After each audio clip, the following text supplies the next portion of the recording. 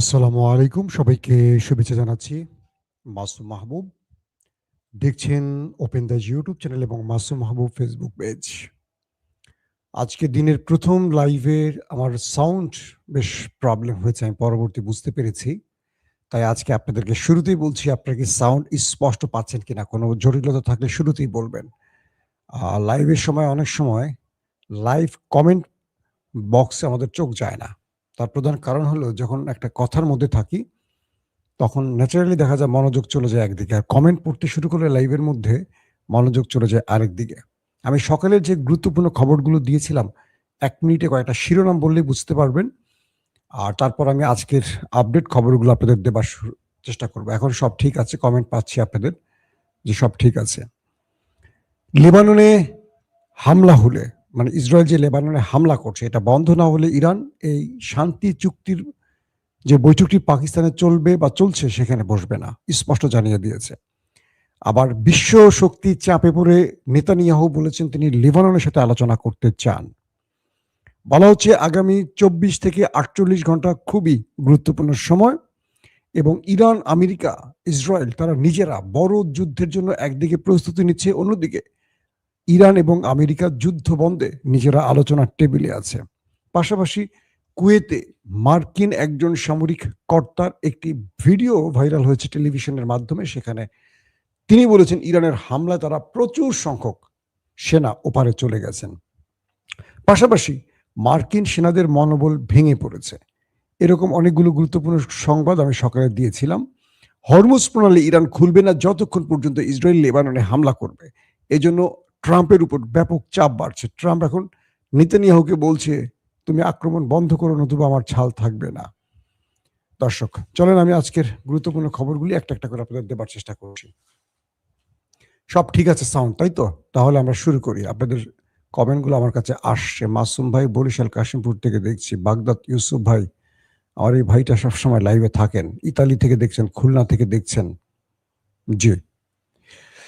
যুদ্ধে কে জিতলো কে হারলো এটা নিয়ে আমি মাঝে মাঝে অল্প অল্প করে আলোচনা করি। একসাথে আলোচনাগুলো করি না কেন? নতুন নতুন তথ্য আসছে, সেগুলো জানাবার জন্য। ইরান ইতিমধ্যে তার প্রতিনিধি দল চলে গেছে পাকিস্তানে, পৌঁছে গেছে পাকিস্তান। আর পাকিস্তান তাদের ফাইটার জেট দিয়ে ইরানের বিমানটিকে কর্ডন করে নিরাপত্তা দিয়ে পাকিস্তানে নিয়ে গেছে। আবার অন্য একটি সূত্রের খবর, পাকিস্তানের কয়েকজন সাংবাদিক আমাকে জানিয়েছে মার্কিন ভাইস প্রেসিডেন্ট জেডি ভেন্স তিনি পাকিস্তানের উদ্দেশ্যে রওনা হয়েছে। তার মানে আজকের যে বৈঠকটি হবার কথা ছিল সকাল 10টায় পাকিস্তানের ইসলামাবাদে, সেটি একদিন পিছিয়ে আগামীকালকে করা হয়েছে। পুরো পাকিস্তান নিরাপত্তার চাদরে ঢেকে ফেলা হয়েছে। একদিকে ভারত, অন্যদিকে ইসরায়েল, তারা যেন কোনো ভালো কাজ করতে না পারে এই দেশটির ভেতরে। তাই পাকিস্তানের নিরাপত্তা বাহিনী, পাকিস্তানের সেনাবাহিনী, এফসি, রেঞ্জার্স, যতগুলো বাহিনী আছে সর্বোচ্চ প্রস্তুতি নিয়ে রেখেছে। কারণ মার্কিন যুক্তরাষ্ট্রের ভাইস প্রেসিডেন্ট শুধু নয়, পৃথিবীর অন্যতম আরেকটি পরাশক্তি বলবো এখন থেকে আমরা, ইরানের গুরুত্বপূর্ণ ডেলিগেটরা পাকিস্তানে প্রবেশ করেছে। এটি হলো পাকিস্তানের আজকের দৃশ্য। অর্থাৎ আজকে আলোচনাটি আগামীকালকে চলে গেছে। আগামীকাল আমরা বিস্তারিত জানাবো আপনাদের। মার্কিন যুক্তরাষ্ট্রে একটি জরিপ পরিচালনা করা হয়েছে ইরান, আমেরিকা, ইসরায়েলের উপর। খুব গুরুত্বপূর্ণ এই খবরটি, শুনবেন আপনারা। তো সেই জরিপে ইসরায়েলিদের কাছে জানা হয়েছে এই যুদ্ধে কারা জিতলো, ইসরায়েল কি মনে করে, বা ইহুদি ইসরায়েলের জনগণ কি মনে করছে। সেখানে ৪৫ থেকে ৪৬% ইসরায়েলিরা মনে করে এই যুদ্ধে ইরান জিতেছে, ইসরায়েল নয়। আর ২২% জনগণ মনে করছে ইসরায়েল জিতেছে। এখন নেতানিয়াহুর কচু গাছের সাথে ডট ডট করা উচিত। কারণ কি? তিনি নিজের দেশের মানুষের কাছে আস্থা হারিয়ে ফেলেছেন। তার দেশের মানুষ বলছে এই যুদ্ধে ইরান জিতেছে, ৪৬% জনগণ। মাত্র ২২% বলছে ইসরায়েল জিতেছে। বুঝতে পারছেন কি অবস্থা? এখন এই পর্যায়ে ন্যাটো, মানে যখন ইসরায়েলিরা ইরানে মোটামুটি ধবল ধোলাই খেলো, এরপর যুদ্ধবিরতিতে চলে গেল ডোনাল্ড ট্রাম্পের আবেদনের পরিপ্রেক্ষিতে ইরান, তখন ইসরায়েল দুর্বল হিসেবে লেবাননকে টার্গেট করেছে। লেবাননে ব্যাপক অ্যাটাক করেছে, ব্যাপক মানে ব্যাপক। একদিনই ১৫০০ আহত, হাসপাতাল, স্কুলকে কিচ্ছু রাখেনি, সব শেষ করে ফেলেছে। 14 থেকে 15 জন একটি জায়গায় হিটে মারা গেছে, মানে এক আক্রমণে। ইরান স্পষ্ট করে বলে দিয়েছে যদি ইসরায়েল এই হামলা বন্ধ না করে তাহলে যুদ্ধবিরতিতে তারা আলোচনায় বসবে না, তারা প্রয়োজনে পাকিস্তানে গিয়ে চা খাবে। ওই যে আজকে দেখলাম এআই দিয়ে দুর্দান্ত কিছু ভিডিও রিলিজ হয়ে গেছে, সেখানে পাকিস্তানের ফিল্ড মার্শাল আসিম মনির, প্রধানমন্ত্রী শাহবাজ শরীফ বসে আছেন একটা টেবিলে গোল হয়ে, ডোনাল্ড ট্রাম্প সেখানে বসে আছেন, আর বসে আছেন কে, ইরানের সর্বোচ্চ সুপ্রিম লিডার মুস্তফা খামেনি। তো দেখা যাচ্ছে যে তারা বসে আলোচনা করছেন, আমাদের মোদি কাক্কা কাক্কা তিনি চা নিয়ে সবাইকে দিচ্ছেন, কারণ তিনি তো একসময় চা বিক্রি করতেন। তো সেই ব্যক্তি আমাদের নরেন্দ্র মোদি কাকা চা দিয়ে ওই আলোচনার টেবিলে সবাইকে এইভাবে কাপ ধরে ধরে দিয়ে আসতো, চা গরম চা গরম চা। আপনারা দেখছেন হয়তো অনেকে। এটি কারা বানিয়েছে? হয়তো পাকিস্তানিরা বানিয়েছে ভারতকে সাইজ করার জন্য, কারণ ভারত আসলে চায়নি যে ইরান এবং আমেরিকার মধ্যে যে মধ্যস্থতা বা আলোচনা চলছে এটা পাকিস্তানের মাধ্যমে হোক, এতে করে পাকিস্তানের ইজ্জত পৃথিবীর বুকে বেড়ে যাবে। যেখানে কোনো রাষ্ট্র পারেনি সেখানে পাকিস্তান পারছে। আর পাকিস্তানিরা তাই নরেন্দ্র মোদীকে এইভাবে একটু টিপ্পনি কেটে দিল যে তুমি আমাদের এই টেবিল আপাতত চা দাও, বিশ্ব রাজনীতিতে তোমার মাথা ঘামানোর কোনো দরকার নেই। তো বলা হচ্ছে যে ইউরোপ লেবাননে ইসরায়েলি এই অ্যাটাকের ঘোর বিরোধিতা করেছে। ফ্রান্সের ইমানুয়েল ম্যাক্রন একদম ডাইরেক্ট বলে দিয়েছে এটা বন্ধ করতে হবে, এবং ব্রিটিশ মানে ব্রিটেন আরো যে ইউরোপীয় রাষ্ট্রগুলো আছে তারা স্পষ্ট বলে দিয়েছে যে ইসরায়েলকে খুব দ্রুত সময়ের মধ্যে লেবাননে হামলা বন্ধ করতে হবে এবং এখানে আলোচনার মাধ্যমে সমাধান করতে হবে। যখন আমেরিকা ইরান আলোচনায় সম্মত হয়েছে, সিজ ফায়ারের সম্মত হয়েছে, তখন এই রাষ্ট্রটি এই অঞ্চলে নতুন করে আগুন ছড়াচ্ছে, উত্তপ্ততা বা শান্তি নষ্ট করছে। একদম ইউরোপ স্পষ্ট এই শব্দগুলো বলেছে, বুঝতে পারছেন? মানে নেতানিয়াহু চাপে পড়ে গেছেন কেন? একসময় পশ্চিমারা বা ইউরোপীয়রা নেতানিয়াহুকে ব্ল্যাঙ্ক চেক দিয়ে দিত মুসলিম দেশে আক্রমণের ব্যাপারে। তো এবার ইরান যে নিউক্লিয়ারটি ব্যবহার করেছে, অনেকে বলেন যে ইরানের কাছে নিউক্লিয়ার নেই, আমি বলি আছে। ইরানকে কষ্ট করে সে নিউক্লিয়ার বানাতে হয়নি। ইরানের নিউক্লিয়ারটির নাম হলো হরমুজ প্রণালী। আমেরিকার বিরুদ্ধে নিউক্লিয়ার ব্যবহার করে যতটুকু সুবিধা নিতে পারত ইরান তার চেয়ে বেশি সুবিধা পেয়েছে এই হরমুজ প্রণালী বন্ধ করে দিয়ে। পুরো পৃথিবী, পুরো ইউরোপ, ন্যাটো ইরানের পায়ের কাছে হাজির হয়ে গেছে। ডোনাল্ড ট্রাম্প ন্যাটো প্রধানের সাথে বৈঠক করে খুব আফসোসের সাথে বলছেন যে এই ন্যাটোর মূল ভিত্তি আমেরিকা গড়েছে, এটার অর্থনৈতিক সাপোর্ট আমেরিকা দিয়ে থাকে, ন্যাটোকে বাঁচিয়ে রেখেছে আমেরিকা। আর আজকে আমেরিকা ইরানের কাছে মার খেয়ে সোজা হয়ে গেল, কিন্তু ন্যাটো এগিয়ে আসলো না, ইউরোপীয় ইউনিয়ন এগিয়ে আসলো না। ইউরোপ বলছে যে তুমি তোমার খেয়াল খুশি মতো একটা রাষ্ট্রের যুদ্ধ ছড়িয়ে দিয়ে পৃথিবীতে অর্থনৈতিক সংকট তৈরি করবে, তেলের সংকট তৈরি করবে, আর তোমার অলিগাররা বাজার থেকে হাজার হাজার মিলিয়ন ট্রিলিয়ন ডলার লুট করে নিয়ে যাবে। এটা তো আমরা সাপোর্ট দিতে পারি না। তোমাকে যদি প্রশ্ন করি এই যুদ্ধ কেন, তোমরা ইরানে অ্যাটাক করে নিউক্লিয়ার কি পেয়েছ? তোমরা ইরাক, যেমন স্পেনের প্রধানমন্ত্রী ডাইরেক্ট বলছেন, পেড্রো কি বলছিলেন যে আমাদেরকে এইভাবে ডেকে নিয়ে এক সময় আমেরিকা ইরাকে হামলা করেছিল। দিন শেষে দেখলাম যে ইরাকের বিরুদ্ধে যে অভিযোগগুলো ছিল, তারা রাসায়নিক বা পারমাণবিক বোমা তৈরি করছে, এগুলো সব মিথ্যা অভিযোগ ছিল আমেরিকার। তো এখন তারা ঠিক ইরানের বিরুদ্ধে একই কাজ করছে। ইরান বলছে তারা শান্তিপূর্ণ কর্মসূচি মানে ইউরেনিয়ামের সমৃদ্ধ করছে বা নিউক্লিয়ার পাওয়ার প্ল্যান্টের জন্য বা চিকিৎসা সেবার জন্য কাজে লাগাবে। আর আমেরিকা বলছে যে না, তারা নিউক্লিয়ার বোমা বানাবে। যারা নিজেরাই নিউক্লিয়ার বোমার মালিক ইসরায়েল, তারাই ইরানের বিরুদ্ধে নিউক্লিয়ার ধ্বংসের অভিযোগ করছে যে ইরানের নিউক্লিয়ার ধ্বংস করো। তাহলে ইসরায়েল কি করে এই নিউক্লিয়ার বানিয়েছে? পেড্রোর কথাগুলো দুর্দান্ত, মনে হচ্ছে কোনো মুসলিম দেশের প্রধানমন্ত্রী, যেটা বাংলাদেশের মতো বা অন্যান্য মুসলিম দেশের কাপুরুষ নেতারা বলতে পারেনি। তারা ভারতকে অখুশি করে কোনো কথা বলবে না, আমেরিকাকে অখুশি করে কোনো কথা বলবে না, কিন্তু পেড্রো বলে ফেলেছে।